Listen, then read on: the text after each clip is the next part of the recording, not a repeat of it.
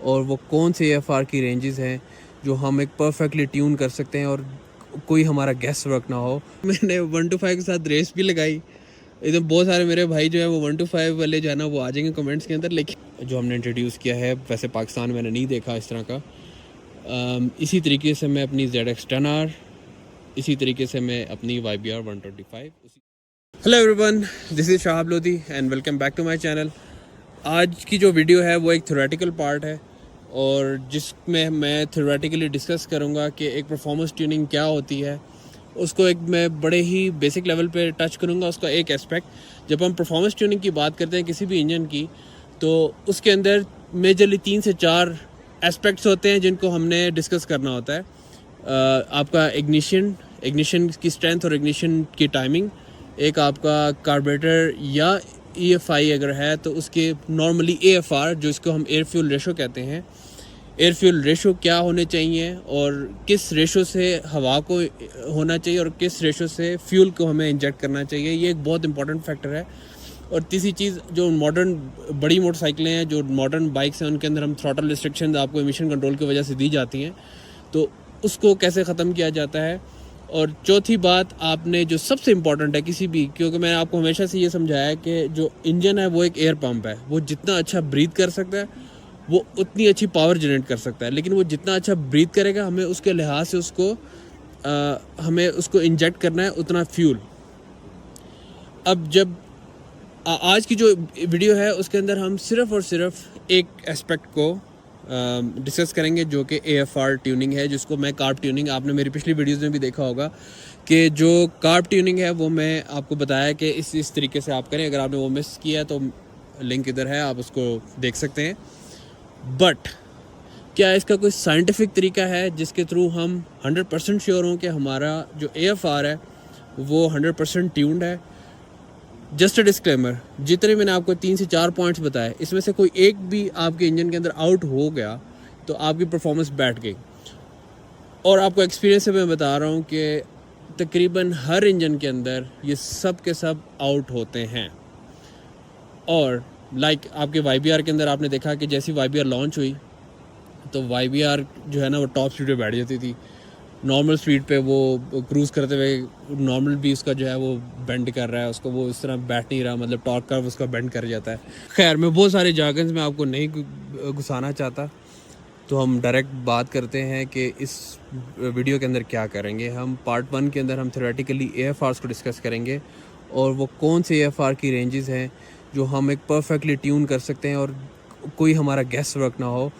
جو guess work ہم کر رہے ہوتے تھے کہ پلگ کے کلر کے تھرو ہم دیکھ رہے ہیں کہ وہ بلیک ہے, براؤن ہے, آپ اس کو 100% کنفرمیشن سے نہیں بتا سکتے کہ یہ کس رینج میں کیسے اس نے پرفارم کیا اور AFR کو کیا دیا ہے.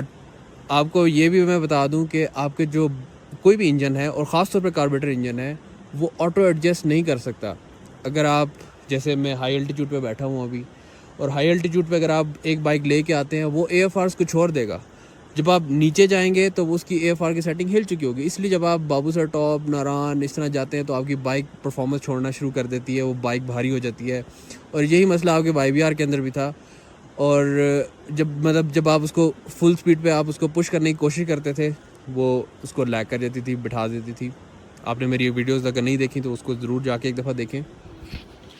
تو خیر, ہم نے اس ویڈیو کو اس طرح سے کیا ہے کہ جو ہمارا طریقہ ہے جو ہم نے انٹروڈیوس کیا ہے ویسے پاکستان میں نے نہیں دیکھا اس طرح کا. اسی طریقے سے میں اپنی ZX10R, اسی طریقے سے میں اپنی YBR 125, اسی طریقے سے میں کروں گا AFR کو through oxygen sensor, through wide band oxygen sensor. اس کو میں نے لگایا اپنے ایگزاسٹ کے اندر, اور تھرو AEM گیج جو کہ ایک بڑی کاسٹلی ایک پروڈکٹ ہے, اس کو لے کے میں نے آپ کے ساتھ وہ ایکسپیرینسز شیئر کروں گا کہ وہ کون سی سیٹنگز ہیں ایسی جو پرفیکٹلی ٹیون کر سکتی ہے. اور اگر آپ کی بائک پرفیکٹلی ٹیون ہو سکتی ہے, اور ٹیون کا مطلب یہ بھی ہے کہ میں یا تو اس کو چاہوں تو پرفارمنس ٹیون کر سکتا ہوں یا میں چاہوں اس کو اکانومی ٹیون کر سکتا ہوں. تو جو پیٹرول کی ابھی کنڈیشن چل رہی ہے اور جتنا وہ مہنگا ہو چکا ہے, تو اگر آپ چاہیں تو اس کو پرفارمنس جو ہے اکانومی ٹیون کر سکتے ہیں, اور اگر آپ ریسر ہیں تو آپ پرفارمنس ٹیون کر سکتے ہیں. اور میں نے جو آپ کو پارٹ 2 میں دکھاؤں گا, میں ان دونوں کا ایک بلینڈ تیار کروں گا. ابھی جو میں آپ کے ساتھ پارٹ 2 میں شیئر کروں گا نا, وہ it's like a day and night difference. اور آپ نے یہ بھی دیکھا ہوگا کہ میں نے 125 کے ساتھ ریس بھی لگائی.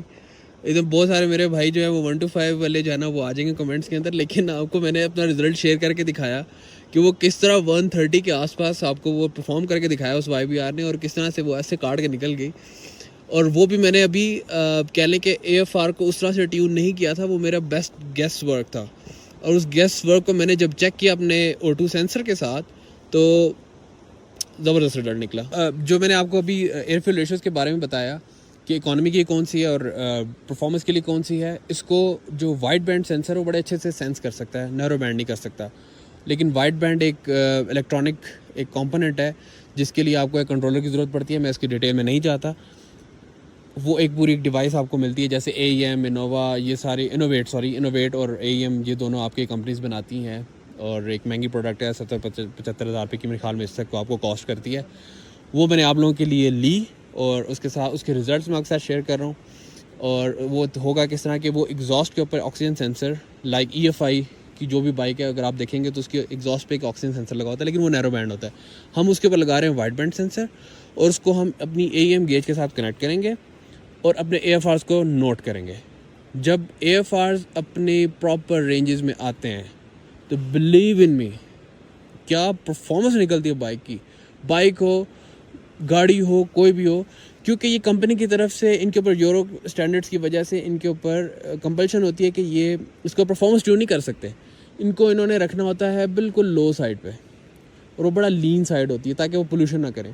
میرا مطلب یہ ہرگز نہیں ہے کہ آپ پولوشن اس سے کر رہے ہوں گے, لیکن آپ کی جو ریشو اگر آپ اس کو اچھے سے سیٹ کرتے ہیں 12.5 to 13, کیونکہ آپ کاربیٹر کو کبھی پرفیکٹلی نہیں کر سکتے, لیکن ہر بائک میرے ایکسپیرینس کے مطابق آؤٹ آف ٹیون ہوئی ہوتی ہے, کیونکہ وہ جس ملک میں بنی ہوتی ہے جب وہ پاکستان آتی ہے وہ اوپر والے جو ہے الٹیٹیوڈ میں چلتی ہے, نیچے الٹیٹیوڈ میں چلتی ہے, وہ ڈفرینٹ پرفارم کرتی ہے. تو میرے حساب سے آپ کو وہاں پہ پرفارمنس ٹیون کرنا چاہیے, اور پھر اس کے بعد آپ اس کا رزلٹ دیکھیں. نہیں دیکھا تو نیکسٹ ویڈیو کو مس نہیں کرنا آپ نے, اس کے اندر میں یہ سارا کچھ کمپلیٹلی آپ کو ایک YBR کر کے دکھاؤں گا. اس YBR کا سب کچھ اسٹاک ہے, اس کے اندر کوئی ایسا ریس بلڈ نہیں ہوا جیسے میرا اپنا YBR میں نے آپ کو کر کے دکھایا تھا, اس میں ایسا کچھ نہیں ہے.